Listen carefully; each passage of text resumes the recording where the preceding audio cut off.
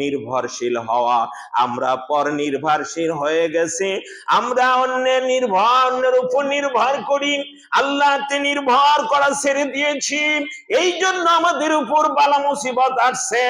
আমরা যদি জীবনের ঝুঁকি নিয়ে হকের উপরে থাকি, কোরআনের পক্ষে থাকি, কোরআনকে বুকে আঁকড়ে ধরে বলি আল্লাহর আইন চাই, সৎ লোকের শাসন চাই, কথা বলুন, আমরা আল্লাহর আইন চাই, সৎ লোকের শাসন চাই।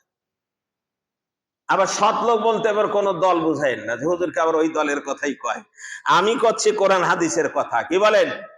কোরআন হাদিসে কি আছে আল্লাহর আইন চাও আর চোর বাটপারের শাসন চাও? এটা আছে?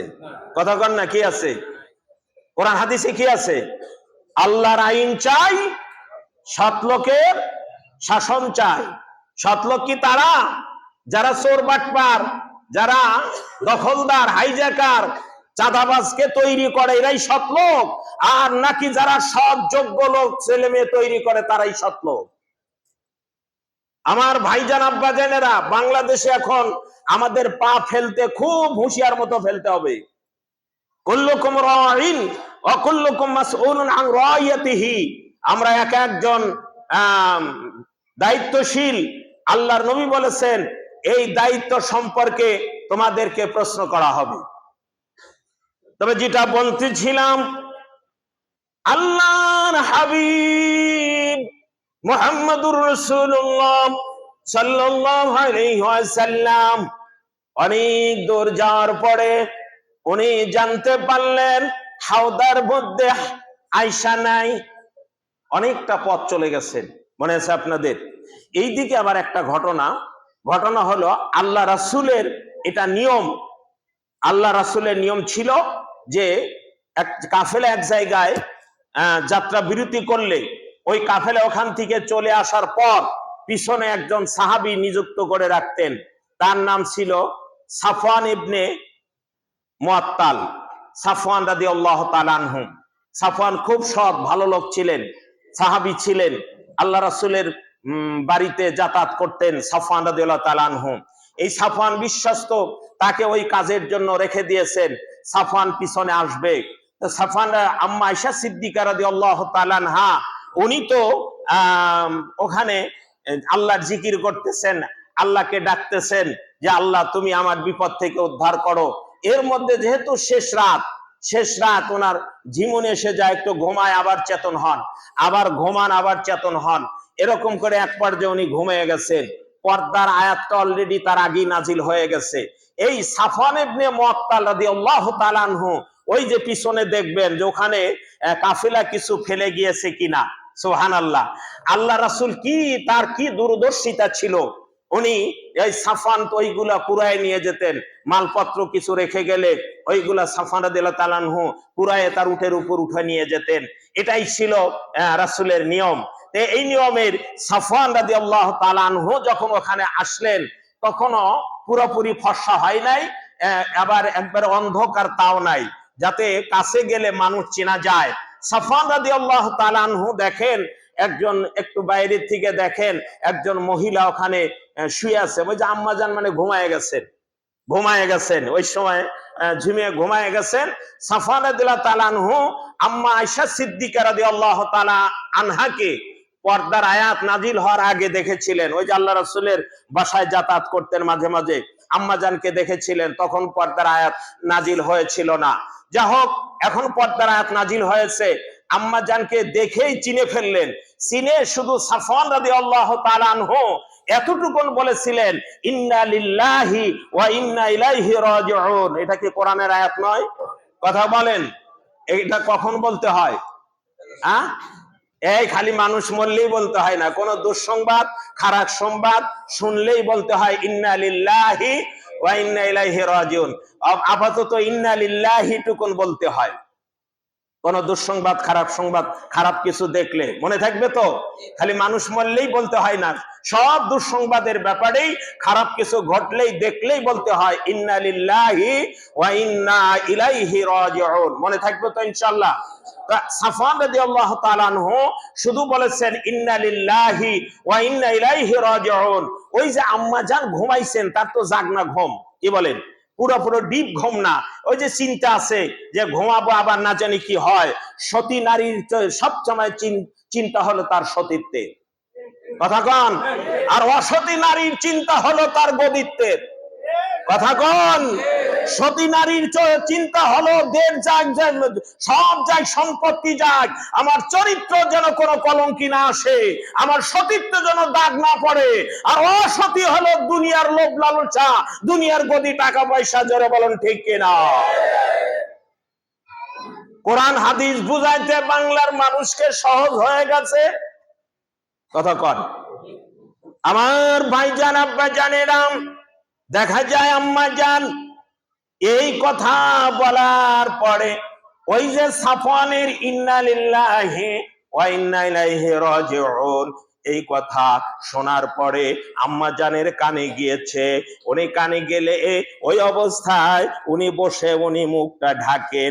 কে আসলো না আসলো এটা খেয়াল উনি করেন নাই, উনি মুখটা ঢেকেছে, পর্দা করেছেন। এমন সময় সাফওয়ানের সাথে কিন্তু আর কোনো কথা হয় নাই। এতটুকুন সাফওয়ান রাদিয়াল্লাহু তাআলা আনহু আল্লাহর নবীর বিশ্বস্ত সাহাবী, আমানতদার সাহাবী, ভালো সাহাবী সাফওয়ান রাদিয়াল্লাহু তাআলা আনহু উটটা ধরে আম্মা জানের কাছে উটটা বসায় দেন। আম্মা জান বুঝলেন এটা সাফওয়ানের কণ্ঠ, উটকে বসায় দিচ্ছে। উটকে বসায় দেয়, একটা শব্দ আছে না, শব্দে উটটা বসে যায়। এটা তো ওনারা বোঝেন, যেহেতু উট দেশের, আর উট ছিল মরুভূমির জাহাজ। উটকে কি বলা হতো? মরুভূমির জাহাজ। তখন তো আর ওই প্লেন টেলেন বা গাড়ি ঘোড়া ছিল না। উটটা বসায় দিলেন। আম্মা জান বুঝলেন সাফওয়ান, আম্মা জান জানেন যে পিছনে সাফওয়ান আসবেন। আল্লাহু আকবার। সাফওয়ানের কণ্ঠ, যেহেতু পর্দার আয়াত নাজিল হওয়ার আগে আম্মা জান সাফওয়ানের কণ্ঠ উনি চিনেছেন। চেনার পরে উনি কোনো কথা বললেন না, উটের উপর উঠে গেলেন, হাওদার মধ্যে বসে পর্দা টানিয়ে দিলেন। সাফওয়ান রাদিয়াল্লাহু তাআলা আনহু উটকে নিয়ে উটের রশি ধরে দ্রুত বেগে অগ্রসর হলেন। সাফওয়ান জানেন এই পথ দিয়ে যাবেন, আগে থেকে বলে দেওয়া আছে এই পথ দিয়ে যাবেন। ওই পথ ধরে সাফওয়ান রাদিয়াল্লাহু তাআলা আনহু যাত্রা করেছেন। তারপরে ওই যে আল্লাহর নবী যখন খবর পেলেন আয়েশা নাই, চিন্তায় পড়ে গেলেন। গোটা কাফিলার মধ্যে একটা হই হল্লা এবং শোকের ছায়া পড়ে গেল। আম্মা জান নাই, সাহাবারা ভয়ে থরথর করে কাঁপতে লাগলেন। আল্লাহু আকবার। আর আমনি তার স্ত্রী নাই, তাও আবু বকরের কন্যা আম্মা আয়েশা সিদ্দিকা নাই। সবাই চিন্তায় পড়ে গেলেন, কি হলো? তারপরে নবী বললেন একটু অপেক্ষা করো, দেখো সাফওয়ান কি খবর নিয়ে আসে। সাফওয়ান রাদিয়াল্লাহু তাআলা আনহু তাড়াতাড়ি রওনা করলেন দ্রুত গতিতে। উনি উটের লাগাম ধরে আগে আগে উনি দৌড়ের শিয়াতে আগে আগে দৌড়ালেন। উটটা পিছনে পিছনে দ্রুত গতিতে যাচ্ছেন। যাওয়ার পরে অনেক দিন দূর পরে গিয়ে কাফেলার সাথে মিলিত হন। আল্লাহর নবীর কাছে গিয়ে আম্মা জানকে জুমা দেন, ইয়া রাসূলুল্লাহ, ইয়া হাবিবাল্লাহ। আম্মা জান ওখানে এই অবস্থায় ছিলেন। আল্লাহর নবী বলে, আয়েশা তুমি পিছন পড়েছিল কেন? আম্মা আয়েশা সিদ্দিকা সব ঘটনা খুলে বললেন, ইয়া রাসূলুল্লাহ, এই ঘটনা যা হোক সব মিটমাট। আল্লাহর নবী মদিনায় চলে গেলেন। এই মদিনায় যাওয়ার আগে ওই যে শয়তান আব্দুল্লাহ বিন উবাই, মনে আছে? কথা কন। হ্যাঁ, কে কে বলুন। কিন্তু মুসলমানদের সাথে মিলে নামাজও পড়ে, লম্বা জুব্বাও আছে, পাগড়িও আছে, দাড়ি আছে। আল্লাহর রাসূল সাল্লাল্লাহু আলাইহি ওয়াসাল্লাম যখন আব্দুল্লাহ বিন উবাইর জানাজা পড়ালেন, ওমর তো রেগে, ওমর তো জামা ধরে টানি দিয়েছিলেন। যাক, লম্বা কথা। ওমর রেগে, সাহাবারাও চিন্তা করলেন যে এই মুনাফিকের আল্লাহ রাসূলকে এত কষ্ট দিয়েছে, জানাজা পড়লেন। যা হোক, জানাজা পড়া হয়ে গেল। তারপরে কোরআনের আয়াত নাজিল হলো যে আর এই মুনাফিকের জানাজা পড়ানো যাবে না। আমি মনে করি আমার বাংলার মুনাফিক যারা 18 কোটি মানুষের সাথে গাদ্দারি করেছে, মুনাফিকি করেছে, বাংলার জমিনে কোন খাঁটি ইমানদারদের জানাজা পড়া উচিত না। আমার ভাইজান, আব্বা জানেরা, আল্লাহর নবী জানাজা পড়লেন। সাহাবারা বলে ইয়া রাসূলুল্লাহ, মুনাফিকের জানাজা পড়লেন। আল্লাহর নবী বললেন দুটি কারণে জানাজা পড়েছি, পরবর্তীতে আলোচনা আসবে মুনাফিকুন থেকে। একটা কারণ হলো সাহাবারা, তোমরা জানো এই আব্দুল্লাহ বিন উবাই মুনাফিকের ছেলে আব্দুল্লাহ ইবনে আব্দুল্লাহ, বাপের নামও যা ছেলের নামও আব্দুল্লাহ ইবনে আব্দুল্লাহ, এ খাঁটি ইমানদার। আল্লাহু আকবার। আমার ভাই জানাব্বা জানেরা, যুবকেরা, বাপ শয়তানি করতে পারে, ওই শয়তানের ঘরে আব্দুল্লাহ ইবনে আব্দুল্লাহর মতো খাঁটি ইমানদার পয়দা হতে পারে। আরো জোরে বলো। এখানে এই তালতলিতে যে আমাকে রাজাকার বলেছে, রাজাকারের সন্তান বলে ট্যাগ দিয়েছে, শুধু তাই নয়, একবার উপর পর্যন্ত, প্রশাসন উপর পর্যন্ত গিয়েছে। গোয়েন্দা বিভাগ থেকে লোক এসেছে আমার এখানে, এসে আমার সাথে কথা বলে সেটা ছিলেন, বাধ্য হয়েছে তাড়াতাড়ি এনারা আমাকে সেভ করার জন্য পাঠিয়ে দিয়েছে। তার মধ্যে ইন্ধনদাতা যে ছিল, তাকে বললে আপনারা চিনবেন, অথচ তারই একটা সন্তান এই তামিল মোল্লাতে লেখাপড়া করে সে ছাত্র শিবিরের একজন সাথী, এখন সে আছে মিশরে আল আজহার বিশ্ববিদ্যালয়। কথা বলেন। শরীফকে চেনেন না? নুর ইসলাম মুন্সির ছেলে শরীফকে। সে আজকে এই তামিল মিল্লাতে ছাত্র শিবির করে, ও ছাত্র শিবির করে এবং শিবিরে একটা বলিষ্ঠ কণ্ঠস্বর। সে এখন আল আজহার বিশ্ববিদ্যালয় আছে। কয়েকদিন আগে এসেছিল, আমার সাথে দেখা করেছে। ওখানে সে স্কলারশিপও পায়, লেখাপড়া করতেছে, ভালো ছাত্র, খুব ভদ্র। কি বলেন? নুর ইসলাম মুন্সির নাতি। কার ছেলে আমি ওর নাম মুখ দিয়ে বললাম না, বললে আমার হয়। তার নাতি, সে হয়েছে এই গ্রামের একটা উজ্জ্বল নক্ষত্র। জোরে বলেন ঠিক কিনা? ও যদি আল আজহার বিশ্ববিদ্যালয় থেকে লেখাপড়া করে আসে, এই তালতলিতে গোটা বাংলাদেশের মধ্যে তালতলিকে জায়গায় তুলবে। জোরে বলেন ঠিক কিনা? শুধু তাই নয়, খুরশিদ নেতাকে আপনারা চেনেন। আওয়ামী লীগের সময় সে নিরীহ মানুষকে কি করেছে এটা আমি বলতে চাই না, অথচ তার ছেলে এই তামিরুল মিল্লাত জামাতের প্রতিষ্ঠান, ছাত্র শিবিরের ঘাঁটি, জামাতের ঘাঁটিতে লেখাপড়া করে, তার ছেলেটাও দিয়েছে। খুব ভদ্র ছেলে। আমি ওয়াজ মাহফিলে গেলাম, ছেলে আমাকে এসে তার পায়ে পানি ঢালতে কয়, হুজুর আমি পানি ঢেলে দেই, অজু করে আপনি পা ধন। আল্লাহু আকবার। খোরশেদ নেতার ছেলে অন্যরকম ইউনিয়ন নাম্বার নিয়ে থাকার কথা, ওর সে পাতিনি তার ছেলেরা, হুজুরকে একটু জিনিস আগে দিতে বললেও দিতে চাই না, অথচ খোরশেদ নেতার ছেলে সে আমার পা ধোয়া দিয়েছে ওই মাহফিলে গিয়ে, একমাত্র জামাত শিবিরের ঘাঁটি, তাহলে আপনার তামিরুল মিল্লাতে লেখাপড়া করার কারণে সে আল আজহার বিশ্ববিদ্যালয় আছে। দোয়া করবেন না আপনারা? আল্লাহ ওদেরকে যোগ্য সন্তান হিসাবে কবুল করুন, আমিন। দেখেন বাপ কি, তার ছেলে কি, ওই তামিলুল মিল্লাতে জামাত শিবিরের ঘাঁটি, ওই জায়গাতে। কারণ এইগুলা জানে আমরা আকাম কুকাম যতই করি, ছেলেটাকে চরিত্রবান বানাতে হবে। কথা কোন? আমি ঢাকায় ছিলাম 10 বছর, রাজধানীতে আমি দেখেছি অনেক বাপ সুদ ঘুষ খায় বড় অনেক টাকাওয়ালার মানুষ ছেলেদের মাদ্রাসায় পড়ায়। আমি প্রশ্ন করলাম, কেন আপনারা মাদ্রাসায় পড়ান? বলে, হুজুর আমরা জানি বর্তমান বাংলাদেশের যে পরিস্থিতি, ছেলের স্বভাব চরিত্র এবং উত্তম আদর্শের ছেলে বানাইতে হলে একমাত্র জামাত শিবিরের প্রতিষ্ঠান, এই মাদ্রাসায় না পড়াইলে ছেলে চরিত্রবান হবে না। আপনারা বাস্তবে দেখে নেন, আপনারা তো হায়নার পিছনে দৌড়ান। দেখেন নেতারা করে কি, তার সন্তানদের কোথায় দিয়েছে? একমাত্র চরিত্রবান রাখার জন্য, ভালো বানানোর জন্য। কে বলেন?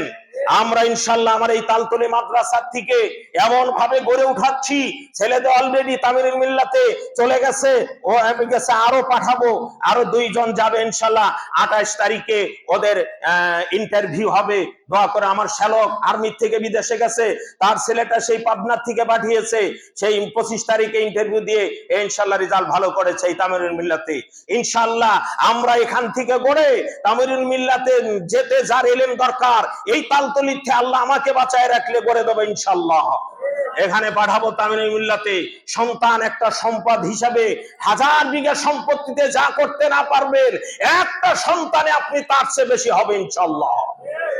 কিন্তু সেইভাবে ভালো প্রতিষ্ঠানে গড়াতে হবে। গরিবের ছেলের ওখানে ছাড় আছে, ওখানে গরিবের ছেলেদের।